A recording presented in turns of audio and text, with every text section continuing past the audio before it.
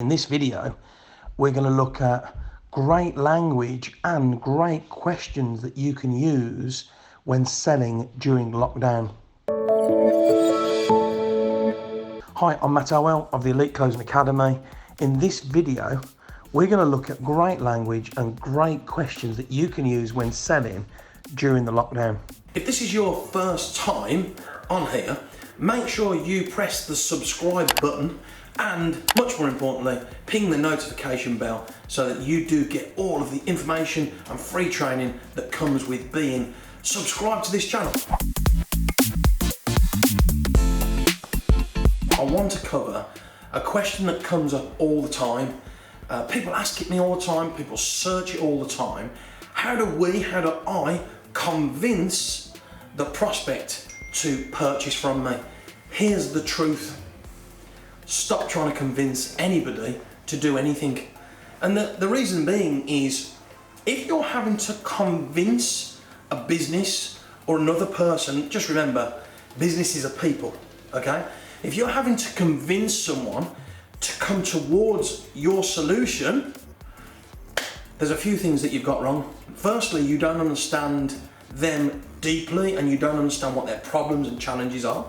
And more importantly, they don't see you or your team or your product or your service as a solution to a problem that they've got. So my advice is, stop trying to persuade or convince and start asking more powerful questions to understand what they need. And once you understand what they need, you're then in a position to make a decision. And the decision is, now I know what you need. Now I know what the problems are. More importantly, now I know that if we don't handle this problem and get it sorted that you're having in your business, there are ramifications and consequences. When you're at that stage, that's the time where, through powerful questions that are linked to working with you, they're called outcome questions, that's where your prospect will see for themselves, will convince themselves that actually you're the solution, your business solves their problem, and they will come towards you. This is the moment when you must ask a closing question. Comment in the box below if you feel like you or your team are finding it difficult around persuasion and convincing. What's your biggest challenge right now convincing other people and businesses to buy your product? During this video, I'm going to show you the 6 words that you must use to increase closing and to get more sales. So, what are the key 6 words that salespeople all over the world should be using right now? They are commonly known as open questions. Sound a bit obvious? Yes, of course it does. But let me write down on this board the 6 questions. I call them the 5 W's and a H. So every single question that you ask during the sales cycle should start with one of these 6 words. The power of it is these words open up the brain, the left-hand side where logic lives, the right-hand side where creativity lives, and avoids the part of the brain where yes and no lives and fear dwells, which is the ancient part of your brain. So, what are the 6 questions? 6 words. What?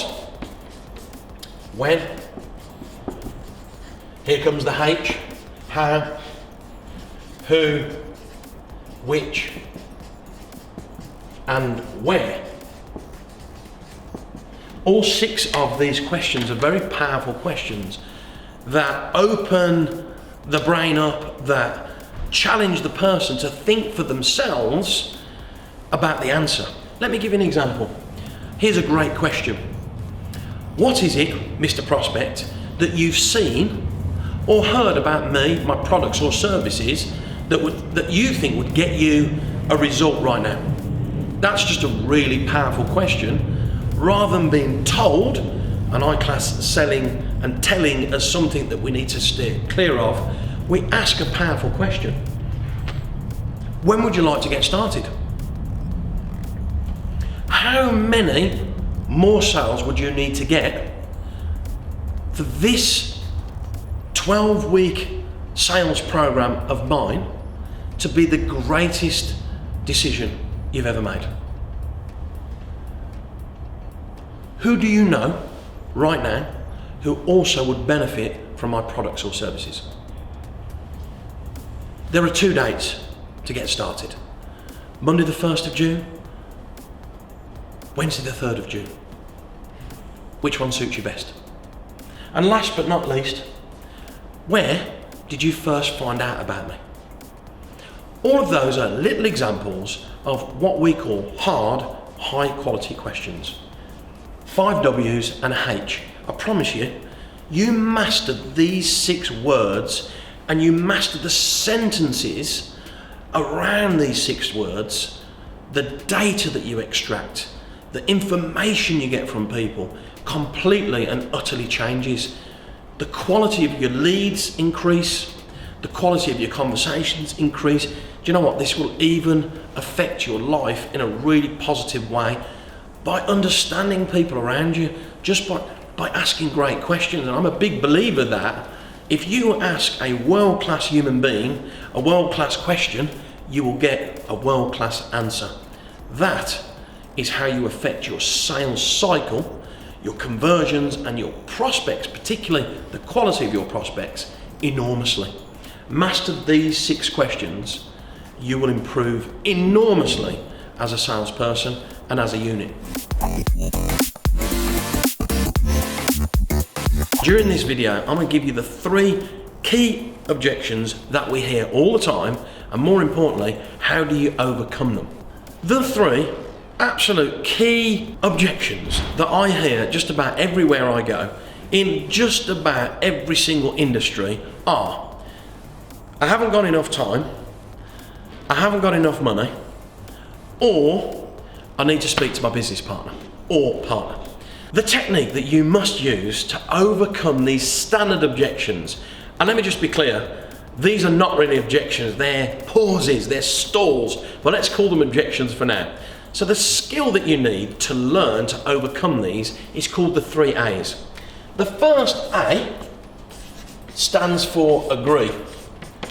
This disarms anybody who throws something like a stall at you. So let's give you an example. I'd absolutely love to go ahead, but I just haven't got the time. That is a standard stall in the world of sales. So the first thing you must do is go, of course, time is a problem. Or, I understand that you're pushed for time.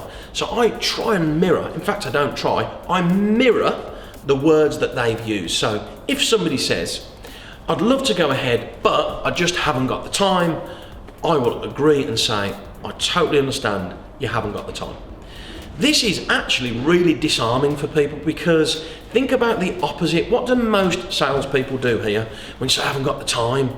Their tonality changes, they speed up, they get a little bit flustered, and what happens to your energy? What happens to you when this is happening? It feels a bit uncomfortable. So the thing to do is go into a complete and total and utter position of agreement. Totally understand that time is a problem. That's the first thing. The next thing you have to do is appease.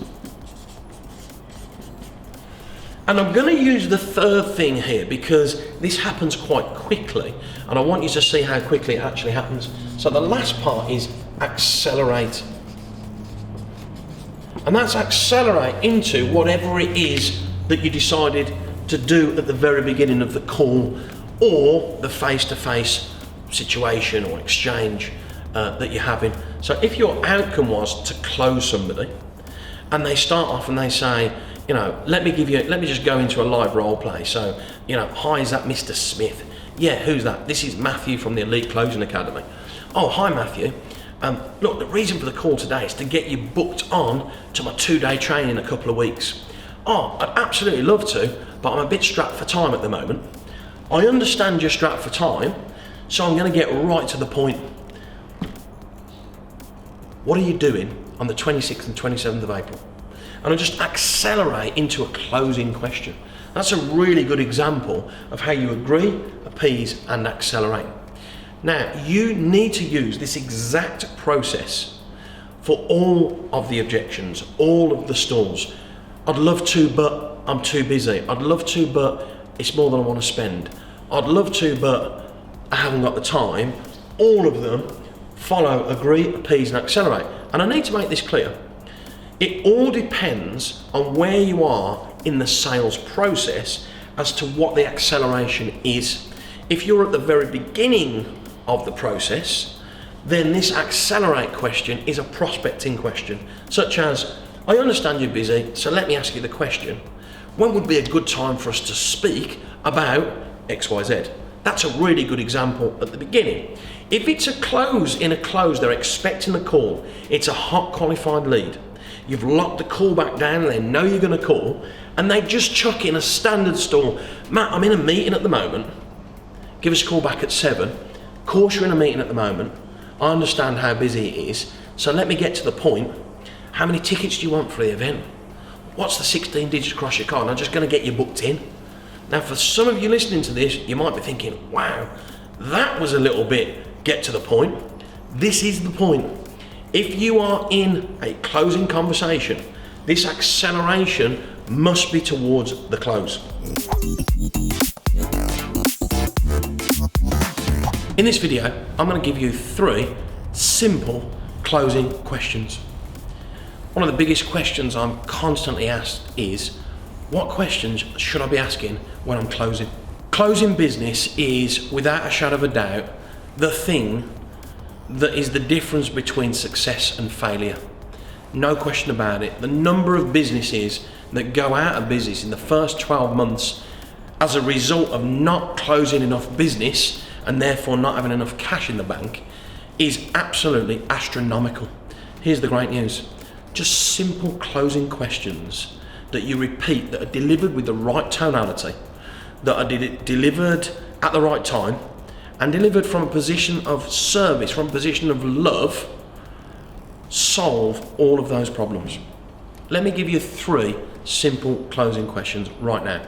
Before I do, I just want to make something really clear. You have to ask yourself and your staff this question.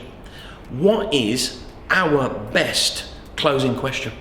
You must arm yourself and your team with a closing question that's congruent with the product and service that you sell, that's congruent with your values and your purpose as people and as a business, and that you're comfortable with. But make no mistake about this, your closing question has to be in your soul. It's got to be instinctive. It has to roll off the tongue.